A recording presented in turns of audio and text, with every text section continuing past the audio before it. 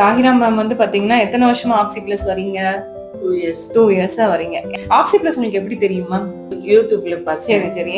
CP sir ரொம்ப இது பழக்கம். பேக் பெயின்க்கு அவங்க தான் பண்ணி இப்போ ஓகே நல்லா இருக்கு. எனக்கு நீங்க சிபி டாக்டர் நம்பிட்டீங்கன்னா உங்களுக்கு எல்லாமே சரியாயிரும். ஆக்சி பிளஸ்னா ஒரு வார்த்தையில சொல்லணும்னா என்ன சொல்லுவீங்க? ரொம்ப சந்தோஷம்.